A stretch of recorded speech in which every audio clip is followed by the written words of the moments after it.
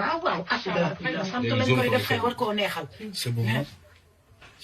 ndaw saa yi nii moom la mu ngi nii liir la du ko sànni liir fajar 7 heures ñaaw na trop góor liir 7 heures 50 nga jël ko di ko sànni di ko tagal fas bi mel ni kuy tagal fas bi ngooñ wala dugub. fas bi dëgg ko. bu ko waaw fas yi man fas bu ko rayoon nag doo ko teg sax fu ko nit mën a dimbali après. wala xaj yi fekkoon ko fi. waaw kay sa xaj yi dañuy dugg bi si biir gétt gi. di lekk fii nii fas. muy ne xale bu sol zone lii moo ko gis di wàññeeku ñëw di ko xool si gis nga mu ngi koy dindi liir bàyyi nii. mu gis nga dindi na morso bi. kii dafa bon quoi.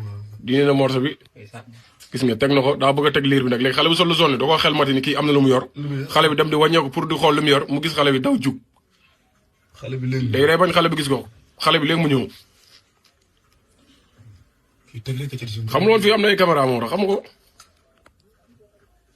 wala fas yi nii jàkk di ko xool.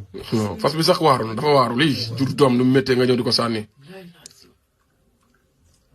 jur doom ni mu méttee nga ñëw di sànni sa doom lii xoolal xale bi da ko gis tourné waat di ko xool si gis nga jóg na. gis na xale bi jóg gis nga xam na ne xale bi xam na si dara léegi xale bi nag moo dem wax ko benn mère mu ndaw si dem. instant day xam ne bu ko fi tegee xale bi dina ko gis mu dem. xale bi moo dem si jabar chef de quartier bi ni ko am na ku ma gis muy sànni liir fii. lii boo ko bëggul sax nga maye ko xool ko instant da koy nëbbaat day dem. yoonu bëri xale jëm. xam naa feneen la koy sànni nag feneen la koy sànni. feneen ibaadu bii la yow sa ibaadu bii. boo ko doo yaakaar ne yor na xale sax ndax affaire am bi. muy nii di dem. muy nii day dem nag kenn xamul liir bi fa la ko sànni nag kenn xamu ko.